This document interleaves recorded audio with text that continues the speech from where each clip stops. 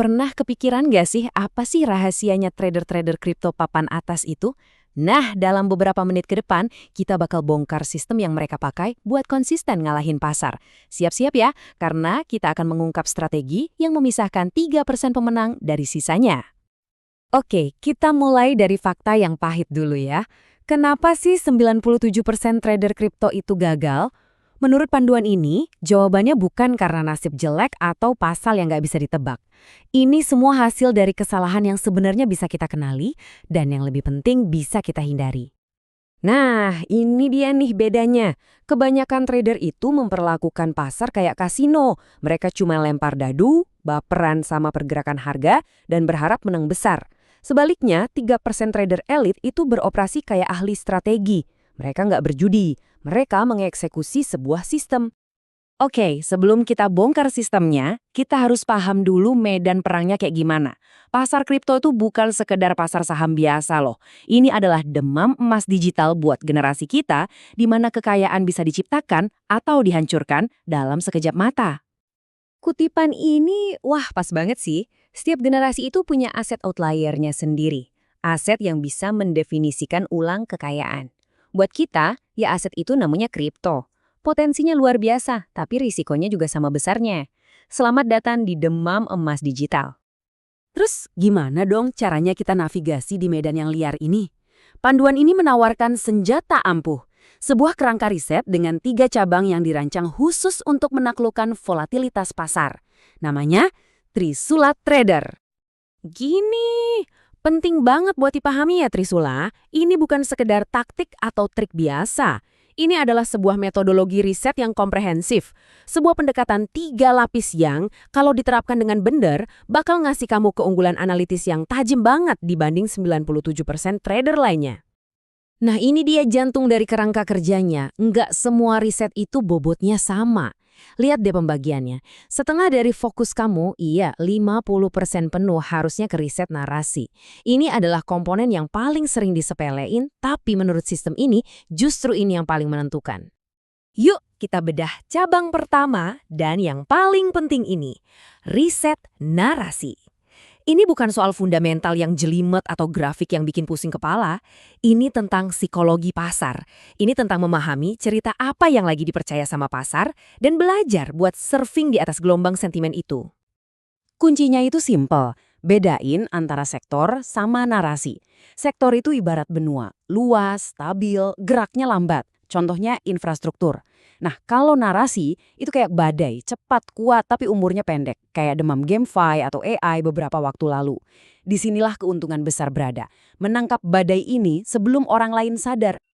Terus, narasi-narasi yang bisa gerakin pasar ini datangnya dari mana sih? Jarang banget mereka muncul gitu aja dari antah berantah. Seringnya, mereka itu kayak riak atau gema dari terobosan besar yang terjadi di dunia teknologi mainstream. Masih ingat nggak? Pas Facebook ganti nama jadi Meta bulan Oktober 2021, itu bukan sekedar berita teknologi biasa. Itu tuh kayak percikan api yang nyulut ledakan narasi. Dalam waktu kurang dari sebulan, seluruh pasar kripto kebakar sama demam metaverse. Dan coba lihat efeknya. Kita nggak ngomongin untung 10 atau 20% loh ya. Token-token yang nyambung sama narasi metaverse kayak Sen dan Mana itu meledap sampai 1000% cuma dalam 30 hari. Itulah kekuatan mentah dari menangkap sebuah narasi di waktu yang tepat. Oke, setelah kita tahu kenapanya lewat riset narasi, cabang kedua Trisula ini ngebantu kita nentuin kapannya. Inilah riset teknis. Anggap aja ini seni buat ngebaca psikologi massa di pasar dengan grafik harga sebagai petanya. Analisis teknis yang benar itu bukan kayak bola kristal. Ini adalah proses 5 langkah yang disiplin. Pertama, kamu lihat gambaran besarnya. Trennya lagi naik atau turun. Kedua, kamu tandain area-area penting di mana harga pernah bereaksi. Ketiga, kamu cari pola-pola yang kelihatan kayak segitiga atau head and shoulders. Keempat, dan ini penting nih, jangan langsung masuk, tunggu pemicunya, misalnya breakout dengan volume tinggi. Baru deh setelah itu, kamu rencanain kapan masuk dan keluarnya. Intinya, ini soal probabilitas, bukan nebak-nebak. Oke, cabang terakhir dari Trisula kita. Riset fundamental. Kita udah tahu kenapa dari narasi dan kapan dari analisis teknis. Sekarang waktunya cari tahu apa sih sebenarnya yang kita beli ini. ini proyek beneran kuat atau cuma rumah kartu yang nunggu ditiup angin? Di sini disederhanain jadi checklist 3 poin aja. Pertama, timnya. Siapa sih orang di baliknya? Mereka punya rekam jejak yang jelas atau anonim. Kedua, distribusi token. Apakah tokennya nyebar atau sebagian besar dipegang tim sama investor awal yang bisa aja ngedam sewaktu-waktu? Dan yang paling penting, model bisnisnya. Gimana caranya proyek ini bisa dapat duit secara berkelanjutan? Kalau kamu nggak bisa jawab pertanyaan ini, itu tandanya bahaya. Oke, sekarang kamu udah pegang nih trisula risetnya. Tapi senjata setajam apapun bakal percuma kalau yang megang tangannya gemeteran. Bagian terakhir ini adalah fondasi yang menopang semuanya, manajemen uang, dan yang paling penting, ngendaliin mental kita sendiri. Nah, panduan ini ngasih matriks yang berguna banget, sesuaikan strategi kamu dengan ukuran portofolio kamu. Kalau kamu baru mulai dengan modal kecil, tujuannya harus agresif, jadi mungkin fokusnya ke koin-koin kecil.